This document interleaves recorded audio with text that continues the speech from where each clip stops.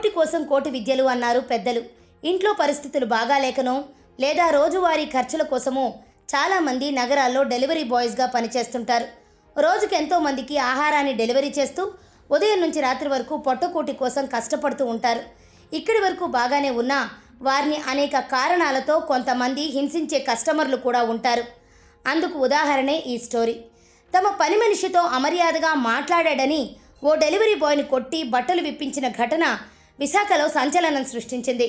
దాడి చేసిన వ్యక్తిపై ఎస్సీ ఎస్టీ అట్రాసిటీ కేసు నమోదు చేసిన ఎంవీపీ పోలీసులు విచారణ చేపట్టారు.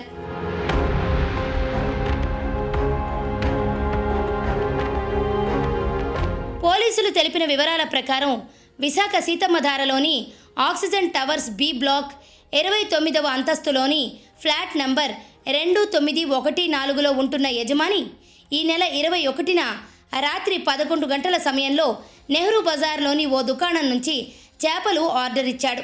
దీంతో ఆ ఆర్డర్ అందుకున్న సాయి కుమార్ అనే డెలివరీ బాయ్ ఆ పార్సిల్ను డెలివరీ చేసేందుకు ఆక్సిజన్ టవర్స్ బి బ్లాక్కు చేరుకున్నాడు.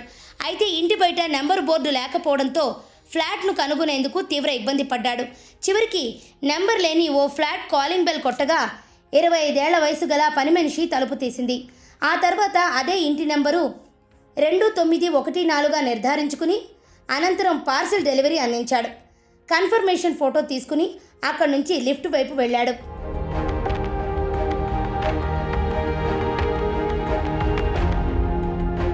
అయితే అతని వెనకాల ఆ ఇంటి పని మనిషి వచ్చి తన యజమాని మిమ్మల్ని వెనక్కి రమ్మన్నారని చెప్పడంతో తిరిగి డెలివరీ బాయ్ సాయి ఫ్లాట్ వద్దకు వెళ్ళాడు. డెలివరీ ఇచ్చే సమయంలో పని మనిషితో నీ భాష సరిగ్గా లేదని ఆరోపిస్తూ యజమాని అతనిపై దాడికి పాల్పడ్డాడు.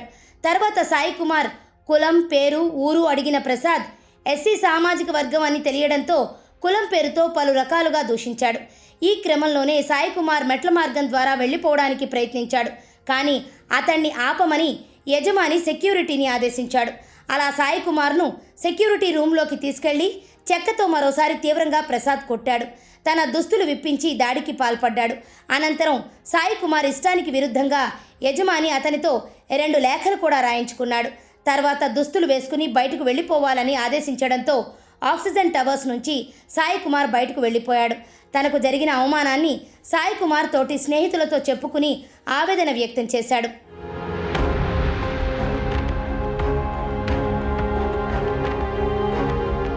స్విగ్గీ నుంచి కాల్స్ వస్తుండడంతో మరిన్ని ఇబ్బందులు ఎదురవుతాయేమోననే భయంతో తన అత్త ఇంటికి సాయి కుమార్ వెళ్ళిపోయాడు. అనంతరం గాయాలు తీవ్రంగా ఉండటంతో ఓ ప్రైవేట్ ఆసుపత్రిలో చికిత్స కోసం చేరాడు. ఈ ఘటనపై ఆదివారం ఎంవీపీ పోలీస్ స్టేషన్కు వచ్చి ఫిర్యాదు చేయడంతో సిఐ మురళి ఆధ్వర్యంలో పోలీసులు యజమానిపై ఎస్సీ ఎస్టీ అట్రాసిటీ కేసు నమోదు చేసి దర్యాప్తు చేపట్టారు. మామూలుగా వచ్చాము, చాలా కంప్లైంట్ ఏది ఇచ్చిండి అంటే మీకు ఎందుకు, మీరు వెళ్ళిపోండి, మేము చూసుకుంటాం అని అంతే అలా వదిలేస్తారు అనుకున్నాం మేడం. బిడ్డ చచ్చిపోయాడు అన్నండి కొట్టారు. అయితే ఏదో కొన్ని తప్పు చేసాడు, దెబ్బలు కొట్టి వదిలేస్తారు అనుకున్నాం కానీ పిల్లడు ప్రాణం మీదకి వస్తుంది అనుకోలేదమ్మ. లేకపోతే నిన్న నిలబడి సార్ అలకో నిలబడి వాళ్ళకి మాట్లాడుకుంది. సెక్యూరిటీ గార్డులతో కొట్టించారా లేకపోతే ఆయనండి తప్పు. సెక్యూరిటీలు ఎవ్వరు చెయ్యలేదు, ఆ సార్ ఒక్కలే కొట్టారు మేడం. సెక్యూరిటీలు ఎవ్వరు చెయ్యలేదు. ఫ్లాట్ నంబర్ మాకు పెద్ద ఐడియా లేదండి. అదే కదా మనం ఓనర్, ఫ్లాట్ నంబర్ మాకు ఐడియా లేదు అసలు. అతన్ని ఎప్పుడు మేము చూడలేదండి. సెక్యూరిటీ గార్డులు అయితే ఎవరు కొట్టలేదండి. ఎందుకంటే మేము వాళ్ళ మీద అనవసరంగా మేము చెప్పకూడదు, అందుకని వాళ్ళు చెయ్యలేదు. వాళ్ళు కూడా వెళ్ళారు కానీ పాపం చెప్తున్నారేమో, మరి అతను ఇంక వినట్లేదు. తల్లి మనసుగా మీరు చెప్తున్నారు, బాధపడుతున్నారు. ఎవరు కన్న బిడ్డ అయినప్పటికీ కూడా వాళ్ళంతా పాశవికంగా పైశాచికంగా ప్రవర్తించడం తప్పు కదా. మరి తప్పు నేరం అనేది మా లాంటి వాళ్ళు మేమే అనగలమా చెప్పండి. కానీ వదిలేస్తారు అనేసి అనుకున్నాం మేడం. తల్లిదండ్రులు అది చాలా వరస్ట్ అండి, అలా అంత వరస్ట్ గా ప్రవర్తించకూడదు. వాళ్ళు అడ్డుకున్న వాళ్ళకి కూడా పక్క పంపించేస్తారు కూడా. నేను ఒకసారి ఏమైనా కూడా అలాగే కొట్టాను, ఇది రెండోసారి అండి ఇది ఇలాగా. అది ఎంతవరకు కరెక్ట్ అండి? పని వాళ్ళని అంత చిన్న చూపు చూస్తారు వాళ్ళు. వాళ్ళ దగ్గర డబ్బు ఉంటే ఉండొచ్చు, ఎవరి దగ్గర డబ్బు ఉంటుంది, అది డబ్బుతో సమస్య కదండి. మంచితనం మాకు జరగకే కదండి, మాకు జరగకే కదా వస్తున్నాం, జరిగితే మేము రాం కదండి. మరి అంత వరస్ట్ గా ప్రవర్తించకూడదండి. బట్టలు ఇప్పించి అలా కొట్టడం ఏంటండి? అబ్బాయిని అడగాలి కదా, ఏం చేసావు బాబు? పైకి వెళ్ళాక 28, 29 అది మేము 27 చేస్తాము. అది 28, 29 వాచ్మెన్ అడిగితే చెప్తానండి వాళ్ళు ఎవరనేది. వాళ్ళకి తెలుస్తుంది కదా. చాలా దూరం కదండి. అంతకుముందు అవమానం తట్టుకోలేక పురుగుల మందు తాగి డెలివరీ బాయ్ ఆత్మహత్య చేసుకున్నాడనే ప్రచారం నడిచింది. దీంతో నగరంలోని ఫుడ్ డెలివరీ బాయ్స్ అంతా ఆక్సిజన్ టవర్స్ వద్దకు చేరుకున్నారు. అతడిపై దాడి చేసి అవమానపరిచి ఆత్మహత్యకు కారణమైన వారిపై చర్యలు తీసుకోవాలని ఆందోళనకు దిగారు. దీంతో విశాఖ ద్వారకా ఏసీపీ అన్నెపు నరసింహమూర్తి సిబ్బందితో ఘటనా స్థలానికి చేరుకున్నారు. ఈ ఘటనలో బాధితుడిగా ఉన్న అతడికి ఫోన్ చేస్తే ఇంట్లో వాళ్ళు మాట్లాడారు. అతడు క్షేమంగా ఉన్నాడని కుటుంబ సభ్యులు చెప్పారు. ఇదే విషయాన్ని ఆందోళన చేస్తున్న వారికి ఏసీపీ వివరించారు. అయితే ఈ ఘటనపై బాధితుడు ఫిర్యాదు ఇస్తే కేసు నమోదు చేసి దర్యాప్తు చేస్తామని పోలీసులు హామీ ఇవ్వడంతో ఆందోళనకారులు అక్కడి నుంచి వెళ్ళిపోయారు. ప్రస్తుతం కేసు విచారణలో ఉంది. గేట్ క్లోజ్ చేసేస్తున్నారు. ఆ పర్సన్ ఎవరైనా మీతో ఇలాగ డైరెక్ట్ ఇంటర్వ్యూ ఇచ్చా అనుకోండి, వాళ్ళు నెక్స్ట్ డే నుంచి వాళ్ళ మీద గ్రడ్జ్ పెట్టుకొని వాళ్ళని అలో చేయనివ్వట్లేదు. ఎవరు వీళ్ళు మనుషులు హింసించడం? అసలు ఏం జరుగుతుంది మేడం? అసలు డెలివరీ అబ్బాయి సరే రూట్ గా మాట్లాడాడు, దానికి సెక్షువల్ హరాస్మెంట్ కేసు పెట్టుకోండి, ఏదైనా చేసుకోండి ఒకవేళ అబ్బాయి తప్పు చేస్తుంటే మేడం. తప్పు జరిగిందనే విషయం కూడా ఎవరికి తెలియదు మేడం. అబ్బాయి ఏం మాట్లాడాడో కూడా మాకేం తెలియదు. ఫ్లాట్ ఓనర్ కి మెయిడ్ కి ఆ పర్సన్ కే తెలుస్తుంది.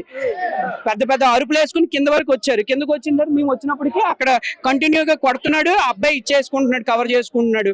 దాని లాస్ట్ గా షర్ట్ ప్యాంట్ రిమూవ్ చేశారు. మేము బయట ఉన్నాం. బయట ఉంటే అబ్బాయి ఫాస్ట్ గా ప్యాంటు ఇప్పి మరి కొట్టారు. అబ్బాయి కొట్టిన తర్వాత విప్పారా లేదా మాకు బయట పంపించేశారు మేడం. తర్వాత ఆ అబ్బాయి మేము అడుగుతాం, మెయిడ్ తో పాటు మేము ఉండి అడుగుతున్నాం. బయట పంపించారు. బయట పంపించారు. అక్కడ వెయిట్ చేస్తున్నాం. వెయిట్ చేస్తుంటే మీకు ఏటో సంబంధం బయటకు వెళ్ళిపోండి అన్నారు. అక్కడికి వెళ్ళిపోయాం. కొంచెం ముందుకెళ్ళి వెయిట్ చేస్తున్నాం. ఏంటంటే నడి రోడ్డు పైన కొట్టినప్పుడు అడిగితే ఆ అబ్బాయి ఈ కాంపౌండ్ వాల్ కాదు, మీకు ఏం సంబంధం లేదు, మీరు బయటికి వెళ్ళిపోండి, మీ ఏం చేశాడో మీకు తెలుసా, మెయిడ్ తోటి ఎలా రూట్ గా మాట్లాడాడు మీకు తెలుసా అన్నారు ఫస్ట్ ఆయన. అంటే అలా కాదు సార్, మేము పబ్లిక్ ఏం జరిగిందో మీరు తీసుకోవడం ఎందుకు, అదేదో లా అండ్ ఆర్డర్ ప్రకారం తీసుకుంటారు కదా, కంప్లైంట్ ఇచ్చాను సార్ అనేసి అంటే మేము అది కూడా ఇస్తాము, నువ్వేం చేస్తావు అని చెప్పి ఆ అబ్బాయిని తోసేసి మళ్ళీ లోపల పిలిపించేసి లోపల తీసుకెళ్ళి కొట్టేసి షర్టు ప్యాంటు ఇప్పేసి కాళ్ళు షర్టు ప్యాంట్ అన్ని ఇప్పించేసాడు. ఇప్పించేస్తే అబ్బాయి బయట ఫాస్ట్ గా 220 ఏమో అనుకుని మా బ్రదర్ బయట నుంచి చూస్తుంటే ఫాస్ట్ గా ఒక వైట్ అండ్ బ్రౌన్ మీ పీసీలో కూడా చెక్ చేయండి, షార్ట్ సేమ్ నాలాట్ షార్టే. అబ్బాయి ఫాస్ట్ గా వచ్చి పట్టుకొని ఇంక వెళ్ళిపోయాడు అబ్బాయి. ఇంక అసలు అబ్బాయికి మాట్లాడడానికి లేదు, ఏం లేదు అసలు. నిన్న జరిగిన సిచ్యువేషన్ కి అబ్బాయి మనస్తాపం చెంది అప్రాక్సిమేట్లీ అయితే మాత్రం ఈ విషయం ఆ అబ్బాయి దీని మీద చనిపోయిన విషయం అయితే తెలియదు మేడం. నిన్న జరిగిన ఇన్సిడెంట్ అయితే మాత్రం 100% షూర్. మేము ఆన్ సీన్ లో ఉన్నాం కాబట్టి మేము చెప్తున్నాం.